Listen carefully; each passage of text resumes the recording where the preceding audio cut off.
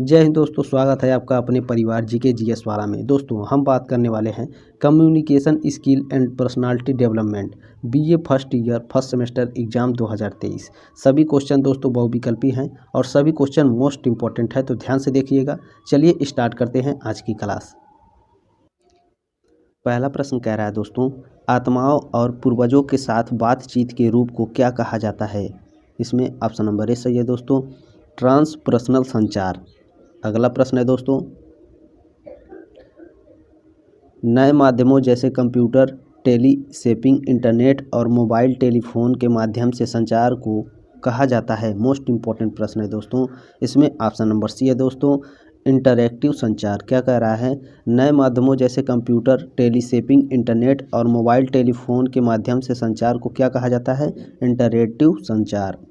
अगला प्रश्न है दोस्तों एक क्वेश्चन को 2 बार पढ़ने का एक ही मतलब है, ताकि आप लोगों को अच्छे से याद हो जाए और आप लोग परीक्षा में अच्छे से हल कर पाएँ। तीसरा प्रश्न है दोस्तों, भारत की पहली बहुभाषी समाचार एजेंसी है। मोस्ट इंपॉर्टेंट प्रश्न है दोस्तों, इसको लिख लीजिए। भारत की पहली बहुभाषी समाचार एजेंसी कौन है, तो याद रखिए दोस्तों, तीसरे का ऑप्शन नंबर ए है, हिंदुस्तान समाचार। अगला प्रश्न है दोस्तों, जो भारत में मूक फीचर फिल्म के अग्रणी थे। याद रखिए दोस्तों, ये भी मोस्ट इंपॉर्टेंट प्रश्न है। दादा साहेब फाल्के भारत के मूक फीचर फिल्म के अग्रणी थे। अगला प्रश्न है दोस्तों, पांचवा प्रश्न क्या करा है, पत्रकारिता और संचार का एमसी राष्ट्रीय विश्वविद्यालय कहाँ स्थित है। मोस्ट इंपॉर्टेंट प्रश्न है दोस्तों, इसको भी लिख लीजिए। पत्रकारिता और संचार का एमसी राष्ट्रीय विश्वविद्यालय कहाँ स्थित है, तो याद रखिए दोस्तों, पाँचवें का ऑप्शन नंबर बी है, भोपाल।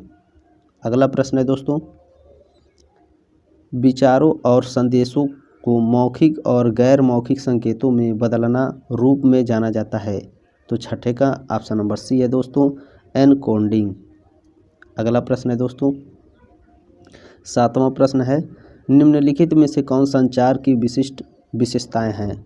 संचार में विचारों, तथ्यों और विचारों का आदान प्रदान होता है, यह भी सही है। संचार में सूचना और समझ दोनों शामिल है, यह भी सही है। संचार एक सतत प्रक्रिया है, यह भी सही है। संचार एक परिपत्र प्रक्रिया है, यह भी सही है। यानी दोस्तों इसमें ऑप्शन नंबर सी सही है, first, second, third and fourth. अगला प्रश्न है दोस्तों, संचार की वह विधि जिसमें एक ही स्रोत को बड़ी संख्या में रिसीवर को एक साथ सूचना प्रेषित करना शामिल है, कहा जाता है।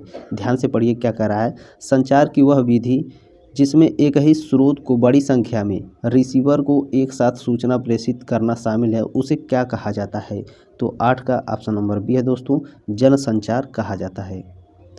9वां प्रश्न है दोस्तों, आँख का उपयोग करके संचार का एक उदाहरण है। 9 का ऑप्शन नंबर 1 है दोस्तों, अनकहा संचार।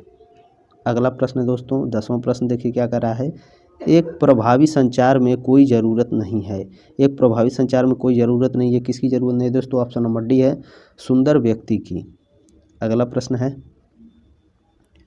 मोस्ट इंपॉर्टेंट प्रश्न है, लिख लीजिए, भारतीय प्रेस परिषद कहाँ स्थित है, तो 11 का ऑप्शन नंबर डी है दोस्तों, दिल्ली। भारतीय प्रेस परिषद कहाँ स्थित है, दिल्ली में। 12वां प्रश्न है दोस्तों, मोस्ट इंपॉर्टेंट है, इसे लिख लीजिए, भारत की सबसे बड़ी समाचार एजेंसी है। मोस्ट इंपॉर्टेंट प्रश्न है दोस्तों, ऑप्शन नंबर ए है, भारत की सबसे बड़ी समाचार एजेंसी पीटीआई है।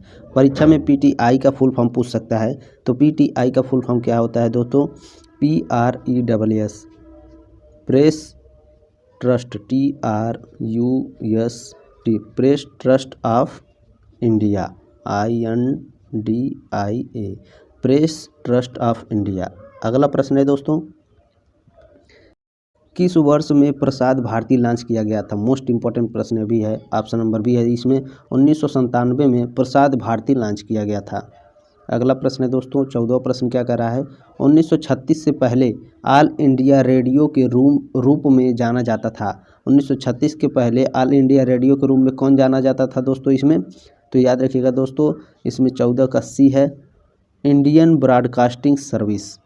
अगला प्रश्न है दोस्तों, किस वर्ष में डीटीएच सेवा शुरू की गई। मोस्ट इंपॉर्टेंट प्रश्न है दोस्तों, जो डिश होता है डीटीएच का, वो उसकी सेवा कब शुरुआत की गई थी दोस्तों, तो 15 का ऑप्शन नंबर सी है दोस्तों, 2004 में। अगला प्रश्न है 16वां, किसी संदेश की प्रतिक्रिया आती है, तो 16 का ऑप्शन नंबर सी है दोस्तों, दर्शक से। अगला प्रश्न है दोस्तों 17वां प्रश्न है, संचार रणनीति तैयार करने से पहले सूचना का संग्रह किसके नाम से जाना जाता है? 17 का ऑप्शन नंबर सी है दोस्तों, जनमत सर्वेक्षण।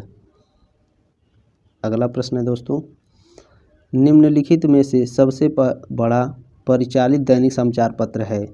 तो इसमें ऑप्शन नंबर ए है दोस्तों, द टाइम्स ऑफ इंडिया या द टाइम्स ऑफ इंडिया इसका नाम है। निम्नलिखित में से सबसे बड़ा परिचालित दैनिक समाचार पत्र है, मोस्ट इम्पोर्टेंट है, द टाइम्स ऑफ इंडिया। अगला प्रश्न है दोस्तों,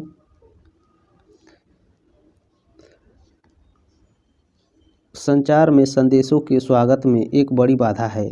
19 का ऑप्शन नंबर ए है दोस्तों, दर्शक का रवैया। संचार में संदेश का स्वागत एक सबसे बड़ी बाधा क्या है? दर्शकों की रवैया। संचार का मूल उद्देश्य क्या है? 20 का ऑप्शन नंबर ए है दोस्तों, सूचित करने के लिए। संचार का मूल उद्देश्य क्या है? सूचित करने के लिए।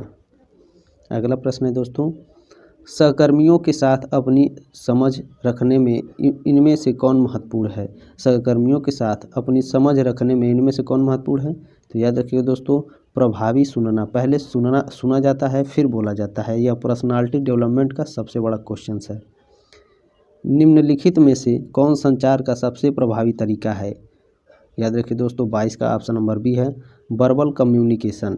संचार का सबसे प्रभावी तरीका कौन है? Verbal communication. Very very most important प्रश्न है दोस्तों। 23वां प्रश्न है, आंतरिक और बाह्य कारक जो कक्षा में छात्रों द्वारा संदेश के स्वागत को प्रभावित करते हैं को संदर्भित किया जाता है? 23 का ऑप्शन नंबर डी है दोस्तों, शोर। जो बच्चे क्लास में शोर करते हैं। अगला प्रश्न है, संचार पर उनके प्रभाव के लिए इशारों और शरीर की मुद्राओं के अध्ययन को इस रूप में जाना जाता है? तो 24 का ऑप्शन नंबर ए है दोस्तों, काइनेसिक्स। संचार पर उनके प्रभाव के लिए इशारों और शरीर की मुद्राओं के अध्ययन को किस रूप में जाना जाता है? काइनेसिक्स के रूप में। दोस्तों, अगर आप चैनल पर नए हैं तो सब्सक्राइब जरूर कर लीजिए ताकि आने वाली अगले सेमेस्टर के एग्ज़ाम में भी आप हमसे जुड़े रहें। मिलते हैं अगले क्लास में, तब तक के लिए जय हिंद, वंदे मातरम।